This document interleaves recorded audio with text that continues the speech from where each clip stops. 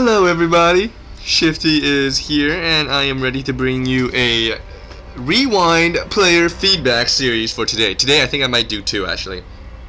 I am sorry guys, there is a, how do I say, there is a build up I guess of replays. I mean I am getting a lot and I can't get to everybody at the right time, and so I will have to do a selection thing where I think I would just show the ones where either you need the most improvement or it was a really good demonstration of a game, such as some concept, such as, you know, it was just well played or something, or you could have played better but you had nice intentions or something like that. So I can't get to everybody, and for example there was a match where there was a how do I say, there was a on a novice map, and now like I don't want to be mean or rude or anything, but there is I mean that could help, but the novice maps prevent any kind of rush, and so it makes the game much simpler. So I don't know if I will be casting that game. Okay, so the Zerg player has not set a rally point for his drones to his mineral line. Huge mistake. He is losing minerals as we speak because he needs to start mining. His income, oh, now he starts. His income is alright. He actually has more drones than Protoss has probes, so Zerg should be ahead, but by more. Protoss is doing a standard build, nothing abnormal. This is right. If you watch my tutorials on standard opening, this is exactly right. This is indeed a 9th pylon, and now let's see if the 12th gate is going to be happening. So before you watch these, please check out my tutorials. They are very helpful and they will explain the builds for you, so you could understand. Of course, it is only a build and you could vary so much, and you know, you could just vary whatever. Very easy. So you know, like right here, the Zerg player has gone for the gas instead of the spawning pool. He has gone for, I think it was a 12 gas. No, it was a 13 gas. 13 gas. So it varies based on how you want to play. Anyways, this choke is not sealed off. I'm wondering if the Protoss player wanted to, because if he did, he missed. But if he did not want to, I wonder why you allow this little teeny bit of slip. It is, I guess, it's good to prevent any kind of run-in by units, because you could block with like one zealot. But it also makes it more difficult if you want to move out of your base, because you have to go really slowly, so the choke is just kind of slowed down. Anyways, there is a pylon being thrown down, 16 pylon, and that exactly, I think this is exactly the standard build that I was talking about. Right now the cybernetics is down, should be thrown down at 18 population is when the cybernetics is down, and let's see it, 18!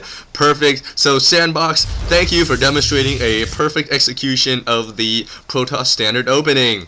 And anyways, Dothevenos, I don't know what build he's going for exactly. He is getting a queen. He hasn't expanded. He is going to throw away 5 gas because I guess it doesn't need it.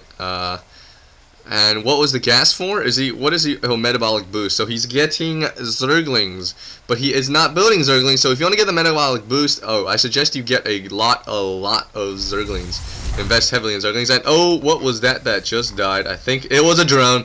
Look at that little corpse right there just chilling. And it melts into the ground. So anyways, Protoss player, and here is where, as I was saying earlier in my tutorial, it differs based on how you want to play, so you can do whatever you want. You could go for 2 gate, and what is being thrown down over here, just a pylon. You could go for 1 gate into expansion, 1 gate robotics. You can do whatever, but you definitely do usually get the 1 gate and cybernetics. But 2 gate is not too uncommon. You do get more units. Okay, so a Stargate is being thrown down. It looks like Void Rays or Phoenixes are going to come out. I did do a tutorial earlier on Phoenixes, and I hope the same mistake is not found. 2 Stargates is a huge investment, so maybe 1 Stargate and 2 Gate. That would be a good build. I would not mind that. Anyways, Dothevenos is doing a... He should expand right now. He is not choosing to, and I recommend he... Oh, he is. There it is. There's the expansion. Very smart. Just as I am saying... Sorry, I am getting some... Okay, so let's see. The overlords are not being used in the best ability. One overlord should be placed right here. One overlord right here on the Zelnaga tower. You might lose it, but you have speed lanes. So if a stalker comes out, just chase it down. You definitely want vision. So it is crucial to have that. And the second gateway is now, and it is indeed Phoenixes.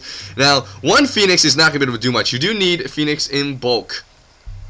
So because you can pick up a queen, but you're not gonna be able to snipe it off. There is an overlord that is doing his thing right here, Dothevenos. He's just like, I'm checking out what's going on, and he can see the units coming out. He can see the warp gate, so this is fantastic positioning of the overlord. I recommend you could put it right here, and it could still not be scouted. You want one right here, because now you can check the edge. This, if he moves out here, maybe you could put one here. So basically, you just want vision of whatever is going on with the enemy. If he's moving out, you definitely have to know. Anyways, 2 voidways going down, another gateway and a robotic. So this looks like it is going to be a 1-base push from the Protoss player. And this Phoenix could... Okay, so 3 Phoenixes. He's getting a bunch of warp gates. I expect the robotics is for not immortals, but just for an observer. Immortals would be terribly, terribly dumb in this, because Zerg player is going only for light units. He is getting a Spire. So actually, this is going to be perfect for Sandbox, because he is getting Phoenixes, and Phoenixes are fantastic against air units. So they will destroy the mutas if that is what Dothevenos is planning to invest his resources in, because mutas are very costly. They cost 100 minerals and 100 gas, so you can't just get them cheaply. So if Dothevenos does invest in a lot of mutas, let's say 4 or 5, he is going to run into a lot of problems, because there are being 5 total. It looks like at least 5 Phoenixes going to be constructed.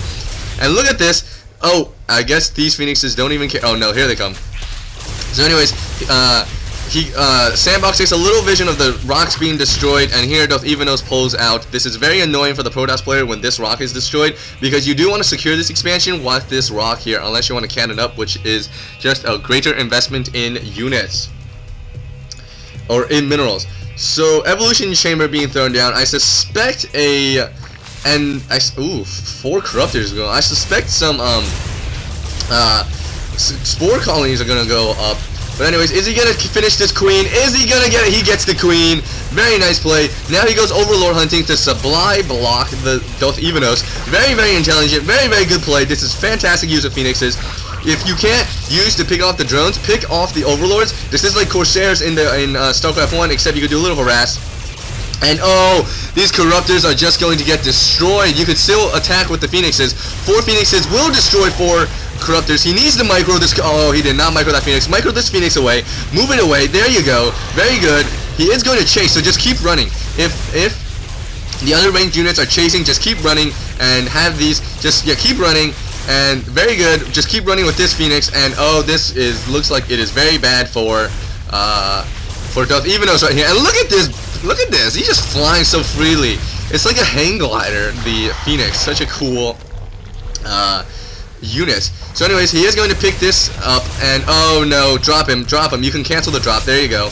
Because spore crawlers are up, and the production of the Zerg player has slipped dramatically. Let's check the Protoss player. Protoss player too, because Protoss player has 1,000 minerals. He should have at least okay, for lower skill level players, I am going to recommend that if you don't know when to expand, let's just say when you have a minerals, expand, because then you know that your macro is slipping, and you are getting a lot of resources. Gas is running low because Phoenix production is constantly coming. They do cost 100 gas, and so Zealots would make up perfectly for the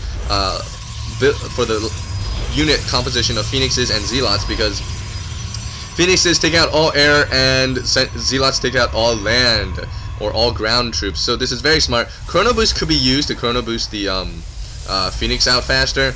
An expansion is definitely recommended. Maybe even 2 expansions. Break the rock and just keep a few units here, keep a few units here. It will be difficult to hold off the expansions, but you might as well try. Or you could expand in crazier positions. Although the Zerg player is being smart. He is sending Zerglings all over the place. And that way you deny any Protoss expansions. Very, very intelligent. So let's check out how else this is going. Is this an immortal? No, it is not. Very smart. You do need the observer because there is no overseer. It does get annoying for Zerg players now because overlords will not scout out, do not have detection. Anyways, look at unit lost. That was definitely worth it for the Protoss player. Sandbox. Dothevenos suffered a lot, more than 2 times the resources lost than Sandbox. And so what Sandbox did was, what Dothevenos did was very intelligent. Right when he saw the Phoenixes here sniping his these cannons, that is excessive. You do not need this. Anyways, I guess I will let that go. This observer is not being put to use. This is not smart, guys. I would not recommend you do this. I would definitely recommend that the first thing you do is go for a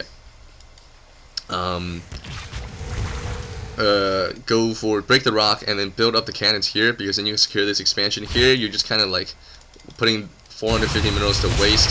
And this game looks like it will be almost over because Dothevenos has no units whatsoever. He is going to lose everything to these stalkers, and it looks like because of the investment in Phoenixes, Dothevenos forgot to build other units or something. So Zerg player definitely needs to build up Hydralisk, I suggest. Instead of the air, when he saw the air units coming, he shouldn't have built Mutalisks. He should have immediately switched to Hydralisks, because Hydralisks counter Phoenixes and they counter Stalkers very, very efficiently. So this is sort of a unit mistake based on... Oh, look at this! This is just excessive. It is smart, but excessive. Anyways, what Dothevenos should have done is a switch to Hydras. He did make a mistake in unit decision, so this game looks like it will be over. And Sandbox, you need to expand, and don't do this ever. Expand here, build some cannons here, destroy the rocks, expand here, build some cannons here. I mean, look at how much money you have. You might as well do that. So that would be a good way to improve.